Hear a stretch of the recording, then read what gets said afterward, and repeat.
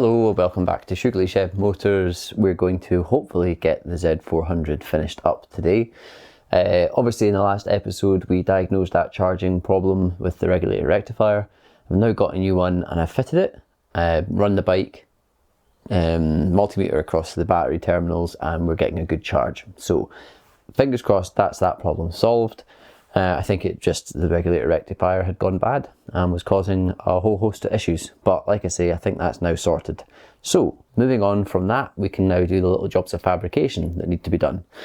The registration plate hanger that I fabricated the first time round has broken off. So we're going to make probably a better one, hopefully a better one. We also need to come up with a better solution for a wing mirror, because the wing mirror pokes out quite a bit. Although the style's quite cool, it makes the bike a little less usable in the city, just filtering through traffic and things like that. Hopefully going to try and find some kind of underslung solution. And then the other two jobs are a little mudguard for the rear and a little hugger mudguard down at the bottom of the swing arm to try and stop too much mud and dirt going onto the pod filters, which go into the carburetors obviously. So yeah, easy little jobs, and hopefully I've got some good solutions for them. So we'll try and tick through as many of them as we can.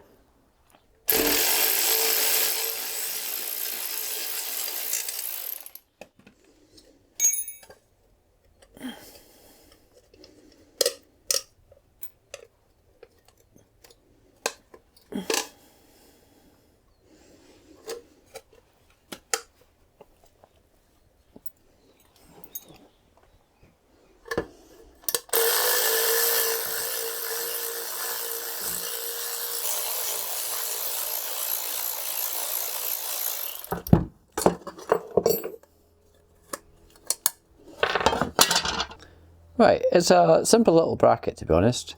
I can recreate this and weld it a lot better than I did last time. That weld barely took, to be honest, so not overly surprising that that broke. I would quite like to keep this little thing up here because it's the perfect spacing for the little tail light. So I'm going to try and just grind off the weld there and at the front and see if I can just take that off.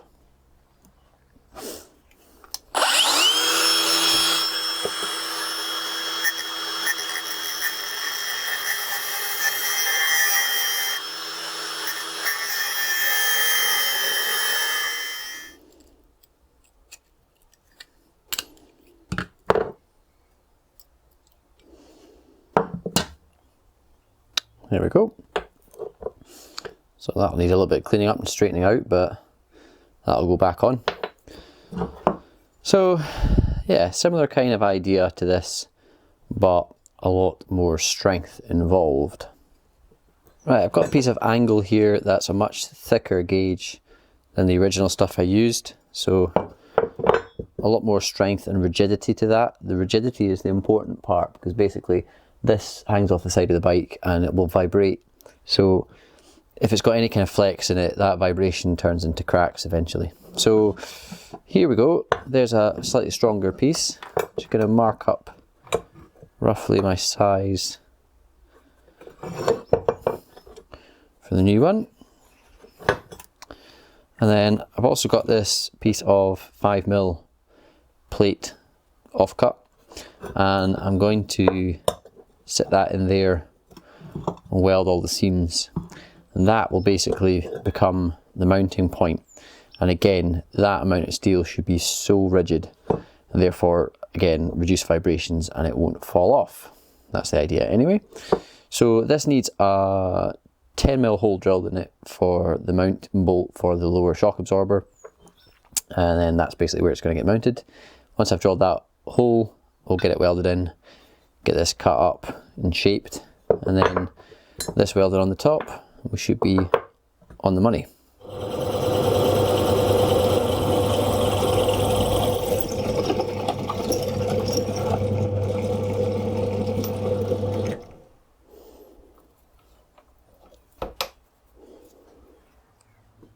Right, so we've got our piece of angle and I've just chopped it off at the right size. And then that is basically going to get welded on into that corner there. That'll be a really strong bracket, like I say, minimal vibration, and it'll keep it clear of the shock absorber just with the length that we've got on there, and also make it easy to get in for tightening the nut onto the bolt that holds the shock absorber on. So that's my next job, get this welded together.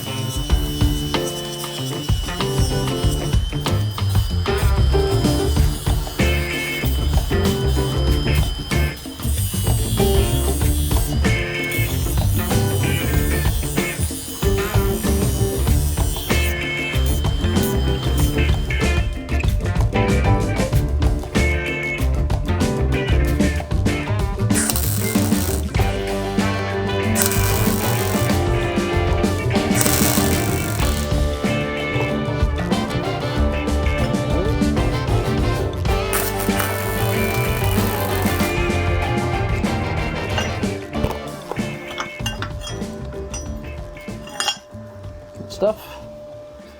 So this is a cool little solution for cable retainers. Get a washer, clamp it halfway and knock it flat.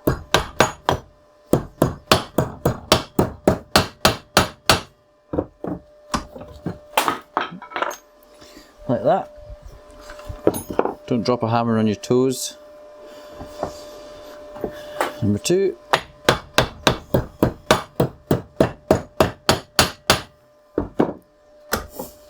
Like that. So these now get tacked on, and a cable can sit across them with a cable tie through it and keep it secure. So literally these just need tacked on kind of here and here, and that will be that job done. Might not even need 2, to be honest. Yeah, I think one will be sufficient.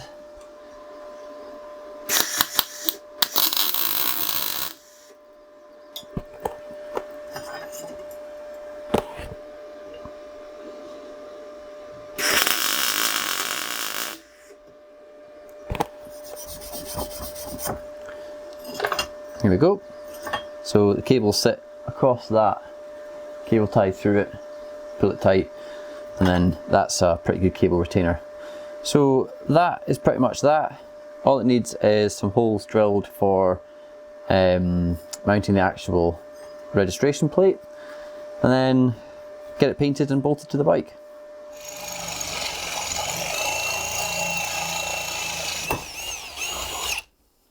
I'm going to use my favourite tool just now, which is my riv nut tool. Getting a lot of use out of it. It's for applications like this, like low tensile, just holding a number plate on.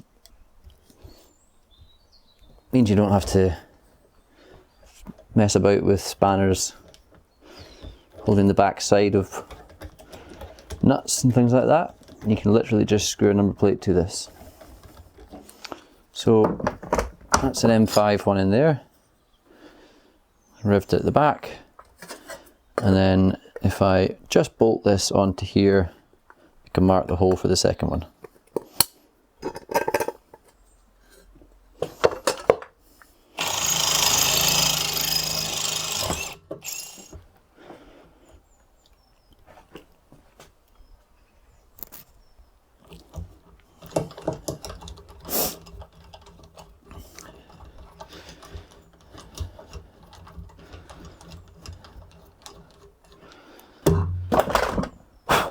There we go.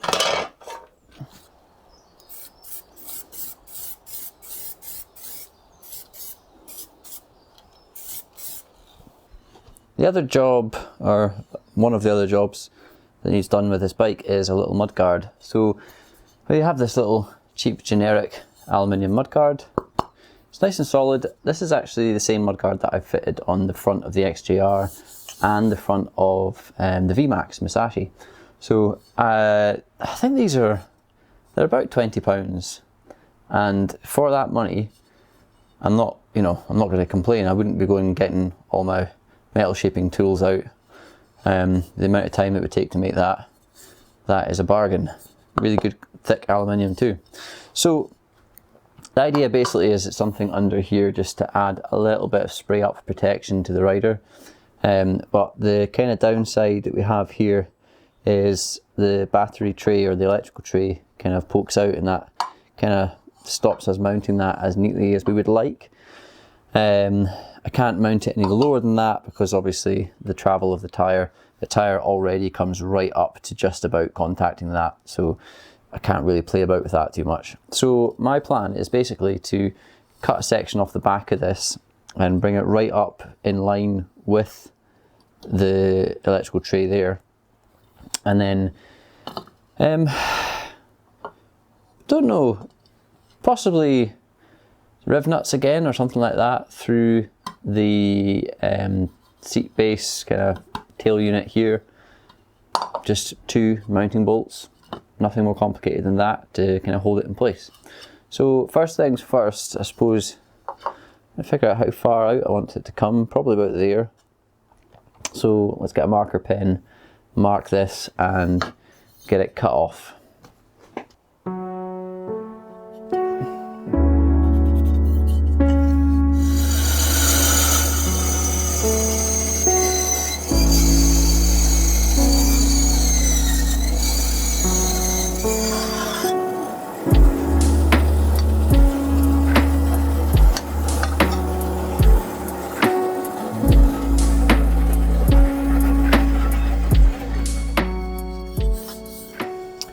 Right, so we've cut that off, and I've also actually taken checks out of either side to allow for the indicator brackets. So that sits up in there quite nicely now actually. It's clear of everything and it gives a good little bit of tail protection. So yeah, I think the best way to mount this is just 2 riv nuts in the fender itself, and then some bolts down through the top. So probably gonna, yeah, I'll drill some holes in this first and then mark the holes to be drilled in this, set some riv nuts in it and bolt it in, and that should be that mudguard done.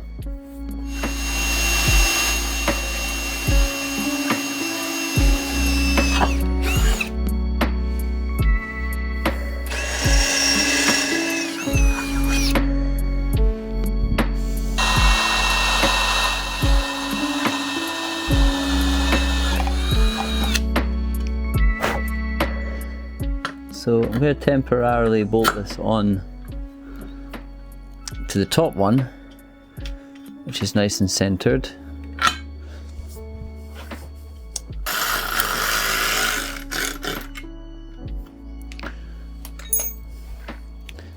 Now that that's bolted on, I can straighten the mudguard, make sure it's straight on the rest of the bike.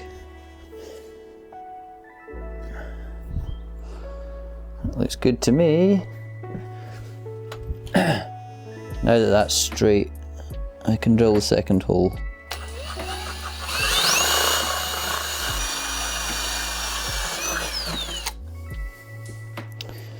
Like that. Now if I take it off, I can widen the holes and set the riv nuts.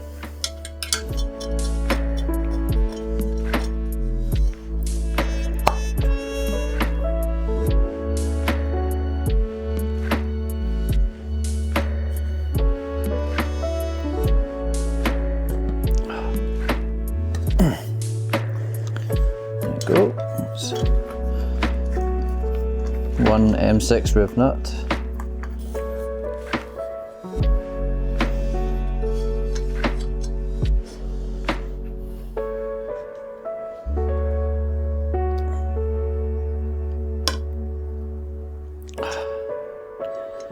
And another one.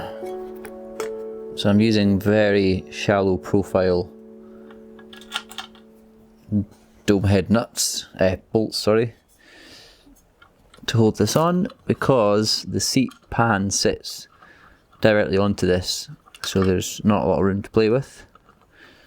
But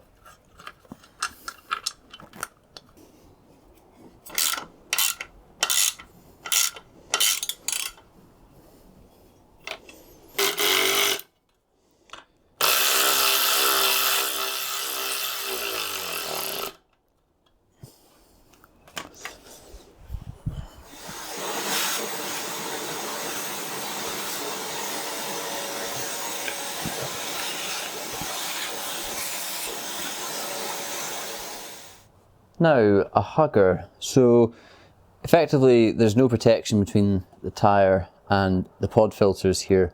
Obviously the pod filters do their job and stop rubbish going into the carb, but we don't really want them getting clogged up with anything.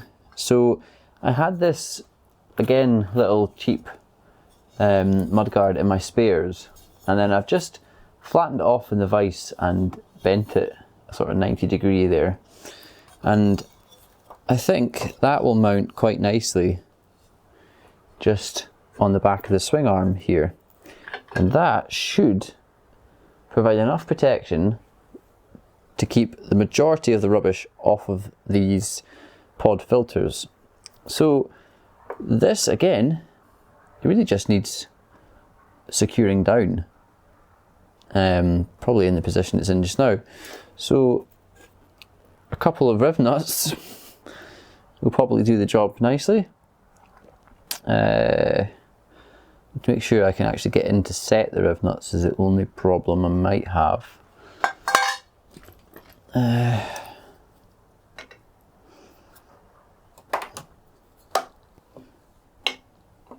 Yeah, should be able to. Alright, well, in which case it could just be a case of drilling some holes. That would be a very, very nice solution. And how straight are we?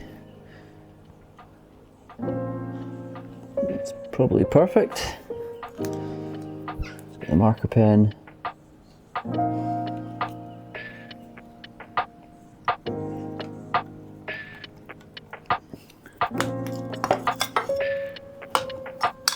There you go, our 2 marks.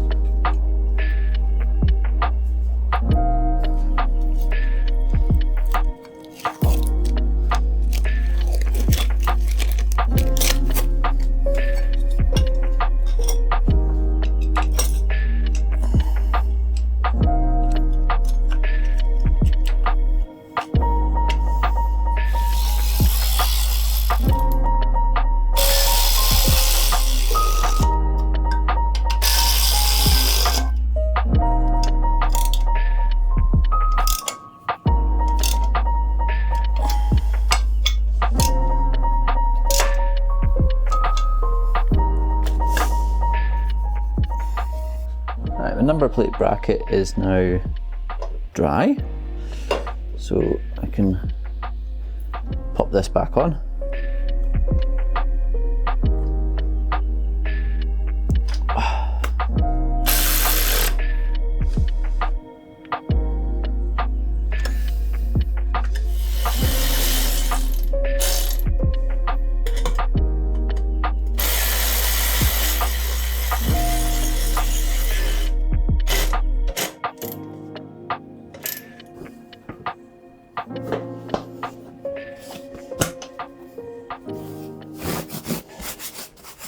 Right, last thing is the wing mirror. I think I made a wing mirror like this underslung on what was it on? I think it was maybe on Mrs. Shoogly's phaser. Can't remember actually, but effectively I do know a way I can modify this to mount that upside down. So what we're going to do is take it off and basically butcher it a little bit of jiggery pokery, and put it back on, and hopefully it'll be golden. Okay, all I've done is unbolted the mirror from the end of the clamp here, and then if we take these bolts or loosen them off, should be able to get that ball out there like that. So if I remember rightly, what I did was I cut these flush and then drilled a hole sort of down through it and tapped an M6 thread, which I then screwed in an M6 stud and screwed this onto. So effectively it was kind of pointing down the way like that. So that shouldn't be too tricky. Probably chop that off, you know, smooth it all off, get a hole in it, and then we'll be good to go.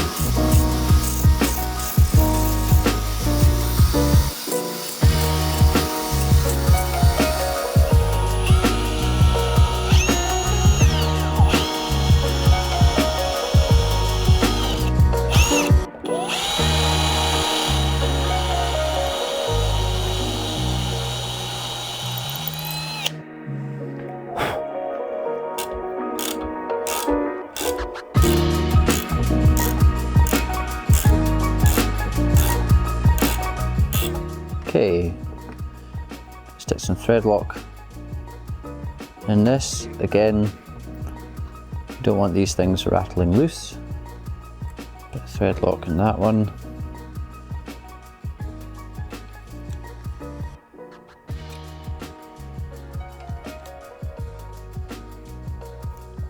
It's pretty good. So we're going to stick it back on the bike. What I do need to do is shorten this bolt because the stud's now going into that hole. So this just needs to be shortened by about 5mm. So I'll take that off. Still plenty thread though for it to catch, so that's okay.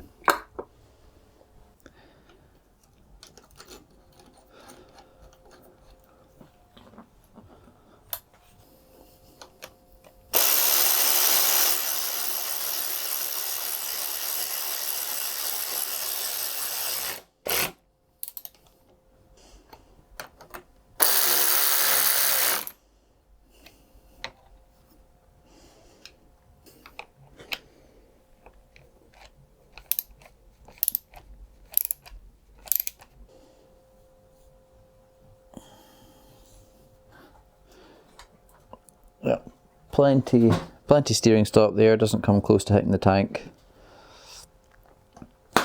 And yeah, still a little bit of adjustability. Obviously you can kind of turn that on that thread, and then you can also adjust the angle of it using the bolts up here. So yeah, I think that's a pretty good solution, that.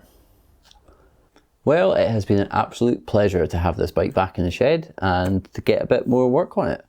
I mean, it's been also quite interesting to see how far my kind of standard of work has come along in the past 3.5, 4 years.